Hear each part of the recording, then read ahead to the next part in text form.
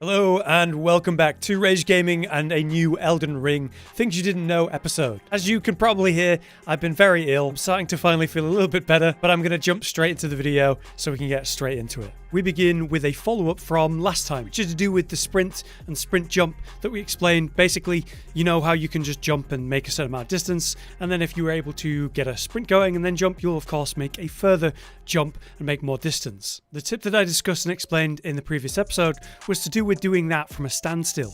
The problem is, if you were to try sprint from a standstill, you would just do a back step, and that would be really bad if you're on a podium or a small area and you really don't want to do that. So the trick I was showing was basically jumping on the spot, holding sprint, and now I'm in sprint mode and can immediately jump at a full sprint. That I think is a really good tip, but there's apparently a pretty easy way to do it too. A bunch of you guys in the comments were telling me that if you just open up your menu like this one, then hold the sprint button, that's gonna back out the menu, but I'm also holding the sprint button without jumping backwards, without doing the back step. So I'm currently in a full sprint ready to go, and I can just jump and do the max leap, max distance sprint jump. That is probably, admittedly, a bit easier than jumping, then holding sprint, then waiting, then jumping. So thank you for many of those comments with that very good suggestion. Something that kind of makes sense, but I just never thought to do, and could definitely help someone, including myself, in your playthroughs in those tough spots where you don't have much room to wind up a sprint and then make that jump. Next, we have one from Reman Chen again, who's back with a really interesting tip to do with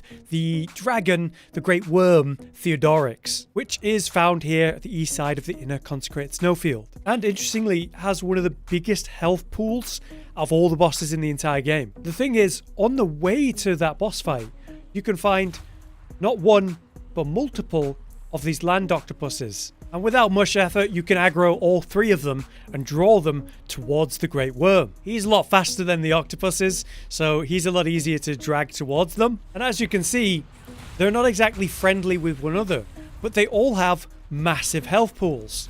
In fact, they will literally target one another and fight one another for you, which is an incredibly useful tip because this boss is a real pain.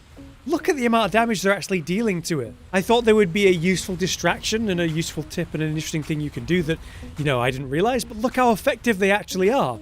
They're over and over staggering it. They've burned through the entire health pool. I didn't do anything. Boss defeated. That's an incredibly good tip, Reman. I didn't expect it to be that good. So there you go. Open world bosses and enemies, you can pit them against one another, and that is a great example of that. Our next thing then is to do with everyone's favorite Hunter. He loves the collecting of your ball bearings. It's a really weird sentence to say.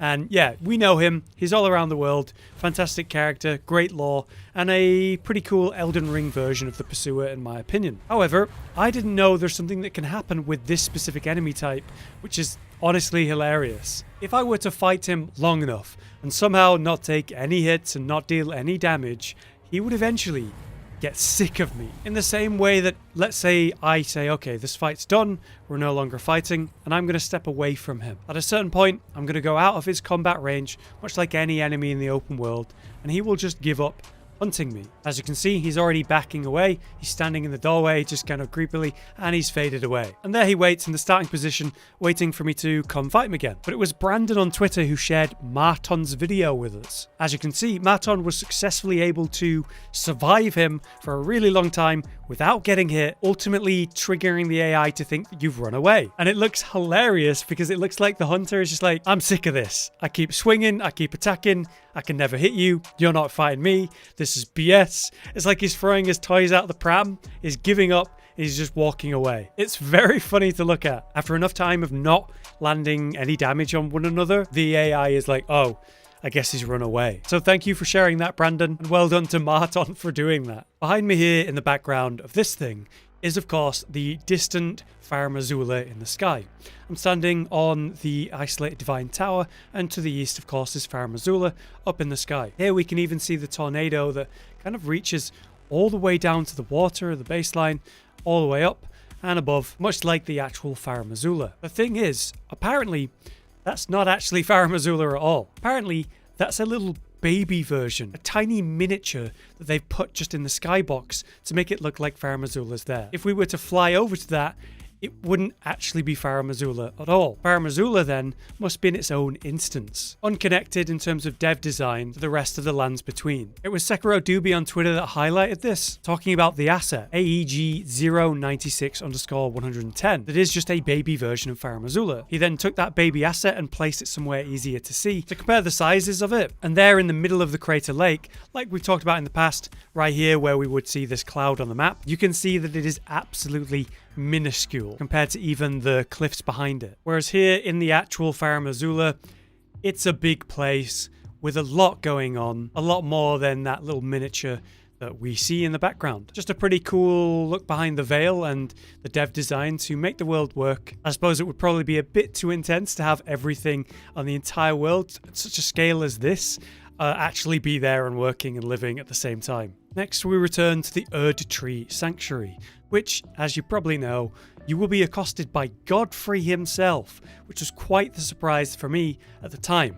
Now, immediately you notice something a little bit unusual about him. Firstly, the fact that he is golden and spirit-like. It doesn't take much effort to realize, this is not the real Godfrey, but an illusion, a summon, a guardian. But who made this summon? And in fact, why is it not the actual Godfrey represented here? It was Joseph Matthew Ramos in the comments who talked about this. How Phantom Godfrey here has a completely whole axe. Well, obviously the real Godfrey, his axe is broken. This could be because the person who summoned him knew him before he left and the axe was broken in the Badlands, as we know. Someone who views Godfrey in a high light, maybe even his own son. It's more than likely that Morgott was the one that summoned this ghostly yellow phantom. The question is, did Morgott know about the broken axe? Or did he prefer to do this illusion in Godfrey at his best, at his prime? It's an interesting thought, and it's a shame that we in the real game have to use the broken axe, because what could we have been capable with the full functional axe? Well, actually, some modders have come together to basically make a version of that. In the Garden of Eyes mod that I checked out last week, within that there was a bunch of really cool weapons,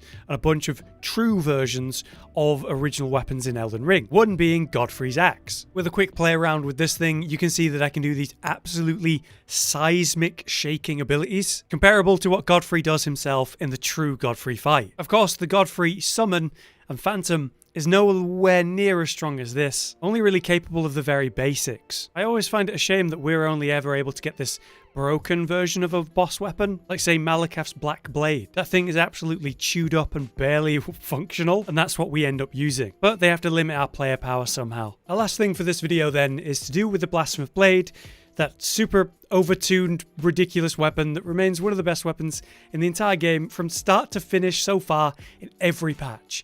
It's the Blasphemous Blade. This weapon's main effect is to lifesteal, right? So when you deal damage with it, it'll give you health, and when you kill someone with it, that will also give health. Now, something that most people should know, but you might not, that I'll just reference now, is the fact that if you have it on your back, so say sheathed, it's technically not active, and yet it is. It's still there. So when I kill this guy, I will still get the Taker's lifesteal effect. So when I kill him, I get the killing blow, heal, which is really cool and really useful.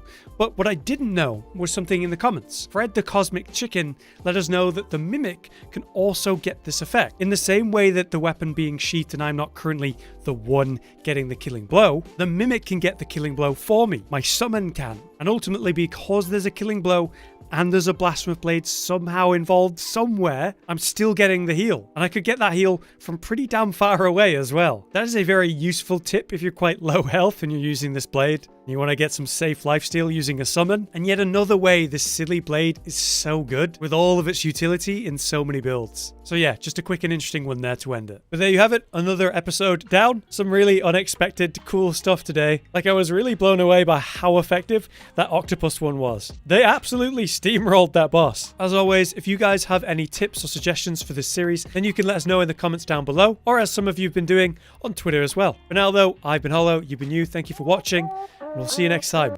Josh, Cotton, and Hollow with the videos, dropping the humor like a hammer on your tippy toes, bringing entertainment on a daily arrangement to take our insanity and turn it into entertainment. Yes, I said entertainment twice, to reiterate that it is nice to look into your faces on a mostly daily basis when you let us in your homes to make the whole world a stage.